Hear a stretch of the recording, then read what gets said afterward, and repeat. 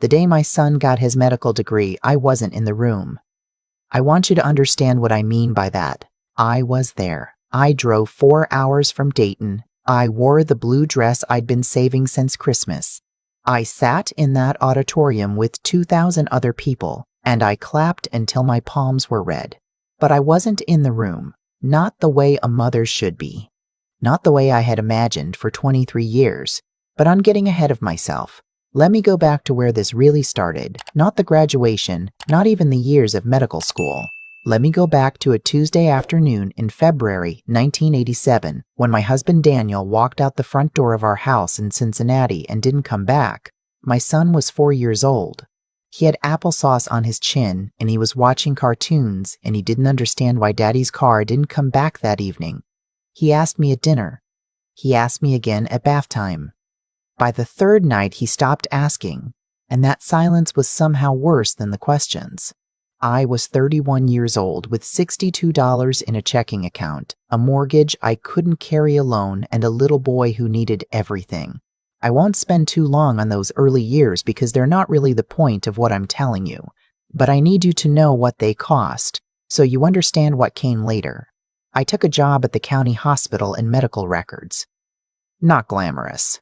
Fluorescent lights, filing, a supervisor named Donna who chewed spearmint gum loudly and scheduled me for every holiday shift. I took a second job on weekends doing bookkeeping for a dry cleaning business on Vine Street.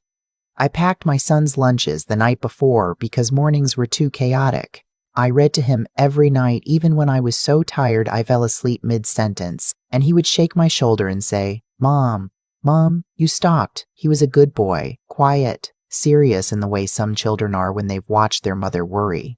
He set the table without being asked. He learned to do his own laundry at 10 because I showed him once and said, This is something you need to know. He never complained about the apartment after we had to sell the house. He made friends easily, got decent grades, then very good grades, then exceptional grades, the kind that made his teachers call me at work to tell me things I already knew but needed to hear anyway. When he was 16, he told me he wanted to be a doctor. I said, Then you will be. I meant it with every cell in my body. But I also lay awake that night running numbers in my head because medical school is not something you will into existence. Medical school costs money that we did not have. What followed was 8 years of deliberate, grinding, quiet sacrifice. I picked up overtime whenever it was offered. I moved us into a smaller apartment, just 1 bedroom. I slept on a pullout in the living room and told him it was fine, which it mostly was. I stopped buying new clothes. I drove a 1994 Honda Civic with a cracked dashboard and a heating system that worked only on one side until it finally died in 2003, and then I bought another used car and kept going. I put every extra dollar into an account I'd labeled Victor School. Victor, my son, and I watched it grow the way you watch something grow when you can't afford to look away. He got a partial scholarship to Ohio State. He got a research grant his second year. He worked part-time in a hospital lab. We managed. I was so proud of him I could barely speak sometimes. When he'd call on Sunday evenings, he always called on Sundays. I would listen to him talk about his coursework, his professors, the patients he was beginning to see in his clinical rotations, and I would think, I made this possible. Not alone, he did the work. He always did the work. But I held the door open. I kept the lights on. I don't say that with bitterness. I say it because it was the truest thing I knew about myself. What I didn't fully understand during those years of Sunday phone calls was that someone else was quietly becoming more central to my son's life than I was. And I don't mean his studies. I mean her family. Her name is Courtney. She and Victor met in his 3rd year of medical school. She's perfectly pleasant. I want to be fair because this story isn't really about Courtney. She's polite. She remembers to send birthday cards. She laughs at the right moments. But her family is wealthy in the way that certain families are wealthy without ever having to think about it. Her father is a cardiologist. Her mother went to Vassar. They live in a large colonial in Westerville with a kitchen that looks like a magazine spread and a guest suite that has its own entrance. From the moment Victor and Courtney became serious, I could feel the gravitational pull of that world on my son. It wasn't dramatic. It was gradual. the way water moves around a stone. He started spending holidays with her family, Thanksgiving, then Christmas Eve, then Christmas Day itself. We'll come to Dayton for New Year's, Mom. It works better with Courtney's schedule. I said fine. I meant fine, more or less. I understood that building a life with someone means building a life with their people too. I'd done enough of that. What I didn't expect was what happened to me in the process. I became the afterthought. I want to find a gentler word, but I've been looking for one for 3 years now, and that's still the most accurate one. The afterthought. The one you see after the main event. The one you call on Sundays when you have a few minutes between things. He still called on Sundays, but the calls got shorter. 15 minutes instead of 45. Sometimes he'd say, "We're just heading out. Can I call you back?" And then he'd call back 2 days later and seem slightly surprised I'd noticed the gap. The graduation was in May. Victor was getting his MD, 4 years of medical school, 2 of residency already behind him, licensed and credentialed and finished. It was the largest thing either of us had ever done, this becoming a doctor.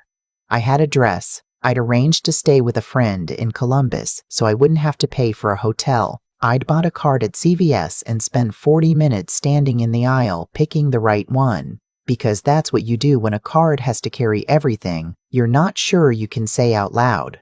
3 weeks before the ceremony, Victor called on a Wednesday, not Sunday, Wednesday. That was the first thing I noticed.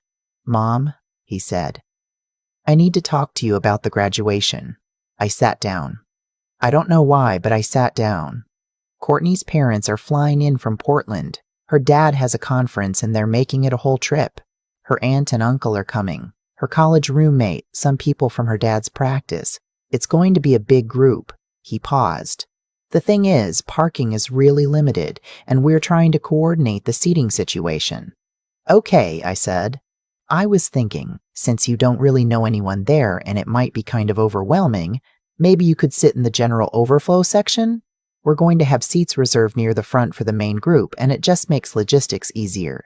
I stopped hearing him for a moment. Not because he stopped talking, I could hear his voice continuing, but because something in me went very still. The overflow section. The general overflow section. Because I don't really know anyone. I was the reason he was standing on that stage. I let him finish. I said I understood. I said I'd be fine. I said, "Of course, sweetheart, don't worry about me." And I meant every word the way you mean words when you're using them to cover something you're not ready to look at yet. I sat in the overflow section. It was behind a partial column. There was a screen mounted on the wall, one of those big monitors they put up so people can see the stage. And that's how I watched my son walk across and receive his diploma. On a screen. Wearing my blue dress with the card in my purse. Watching a screen. Afterward, there was a dinner. A restaurant Courtney's mother had reserved, somewhere nice in the Short North neighborhood. White tablecloths, a pre-fixie menu. Victor had texted me the address and said to meet them there at 7. I arrived at 6:58. The hostess led me to a long table in a side room. 12 people were already seated. Courtney's parents at one end, Victor next to Courtney near the middle. I was placed at the far end of the table between Courtney's aunt, who spoke mostly with the college roommate across from her, and an empty chair that filled eventually with someone from her father's practice who arrived late and spent the dinner on his phone. Victor made a toast. It was warm and funny, and he thanked Courtney for her support, her patience, her belief in him. He thanked her parents for welcoming him into their family. He thanked his professors and his residency supervisors by name. He said, "And of course my mom is here," and looked toward my end of the table and smiled. "And of course my mom is here," like I was a checkbox, like I was a pleasant fact about the evening. I smiled back. I lifted my glass. The woman next to me had turned back to her conversation. I ate my salmon. I drove back to my friend's house, and I sat in her kitchen at 10 o'clock at night, and I told her what had happened, and she said, "Dorothy, that's not okay." And I said, "No, I know it's not. My name is Dorothy. I am 63 years old. I cleaned up rooms in a county hospital records department and did weekend bookkeeping for a dry cleaner and slept on a pull-out sofa for 4 years so that my son could become a doctor. I drove 4 hours and wore my blue dress, and I watched him graduate on a screen and got seated between strangers at the dinner table. And he said, and of course my mom is here, and smiled at me like I was a distant cousin who'd been kind enough to show up. I want to tell you what I did next, but first I need to tell you about the phone call 2 weeks later, because that's the one that changed everything. He called on a Tuesday. The call started normally. How are you? How's the weather in Dayton? Courtney's mother had sent photos from the graduation dinner. Did I want him to forward them? Sure, I said. Mom, he said, I wanted to ask you something. Courtney and I are thinking about buying a house. We found one we really love in Worthington. 4 bedrooms, good school district. The issue is we're about $40,000 short on the down payment. The lender's been pretty strict about the thresholds, and I set my coffee cup down on the counter, carefully. I know this is a big ask, but we'd pay you back, obviously. You could put it in writing if you want. We're thinking 18 months, maybe 2 years at most, once we're both established. Victor, I said quietly. He stopped. Do you know what seat I sat in at your graduation? Silence. I sat behind a column in the overflow section. Because logistics were complicated, then I sat at the far end of a dinner table between people I'd never met, and you mentioned me in your toast the way you'd mention a piece of furniture. My voice wasn't shaking. I was surprised by that. And now you're calling me to ask for $40,000. More silence. Then, Mom, I'm sorry the graduation was. I'm not calling it an accident, Victor. I'm calling it a pattern. And I'm saying I see it. I heard him exhale. What do you want me to say? I don't want you to say anything right now. I want you to think. I want you to really think about what the last 3 years have looked like from where I'm standing. Because from where I'm standing, I became a guest in your life right around the time Courtney's family came into it. And I've been quiet about it because I didn't want to make things hard for you. But I'm 63 years old, and I slept on a pull-out sofa so you could go to medical school, and I watched you graduate on a TV screen, and I will not write you a $40,000 check and sit at the end of the table. I won't do it. He was quiet for a long time. I'll call you back, he said finally. Take your time, I said. He called back the following Sunday, the way he used to in medical school on Sunday evenings. I let it ring twice before I picked up.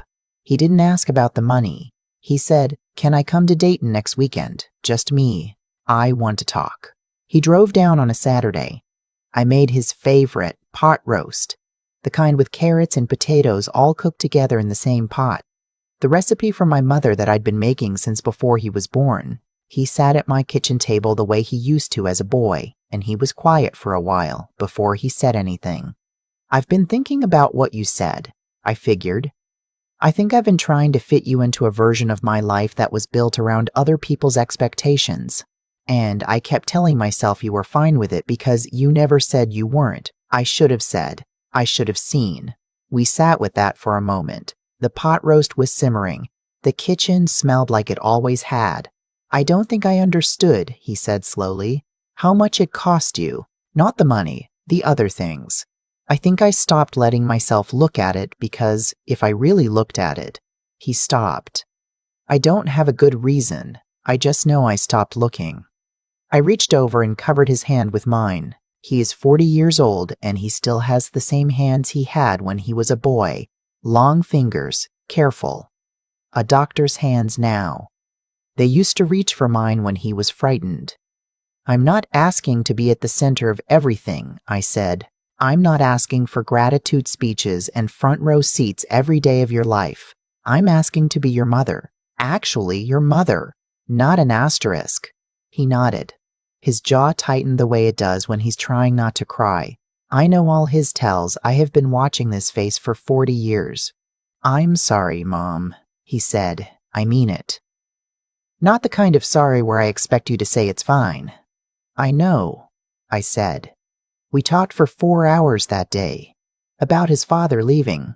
About the pull-out sofa. He didn't know I'd slept on it. I'd always told him I preferred it, and when he understood that, he sat very still for a moment. About the graduation, about the dinner table, about the way he'd said, and of course my mom is here, and moved on. He said, I heard it differently when I said it. I didn't hear how it sounded. I believed him. Believing someone doesn't mean what they did is okay, but it doesn't mean they're a villain either.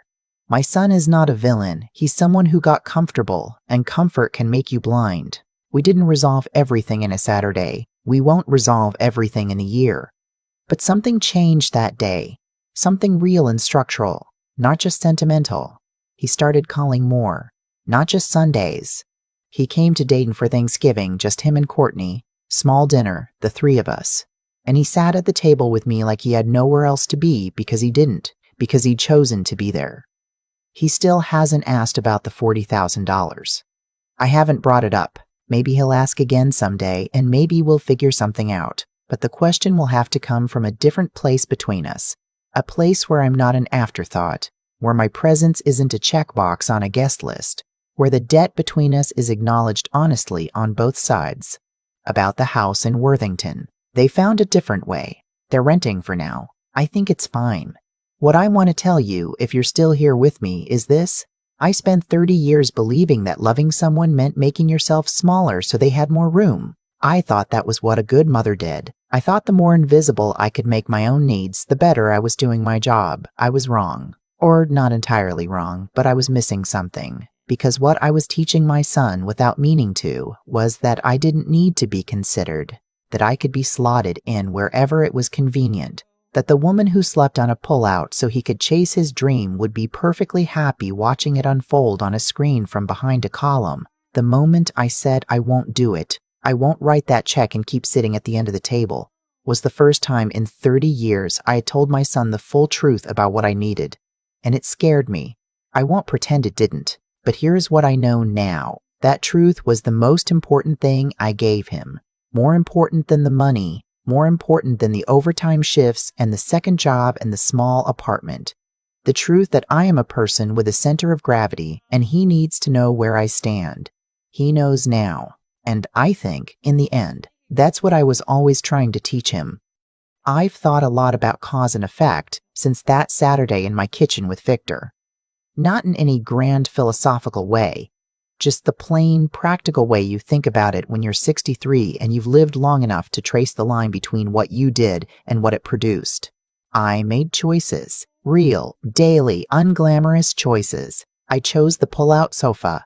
I chose the overtime. I chose to say I'm fine when I wasn't for years because I believed that was what love looked like. And those choices produced something.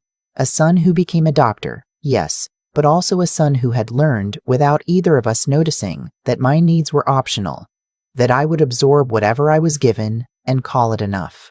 That's not his fault entirely. I taught him that. Not with words. I never once said you don't have to consider me.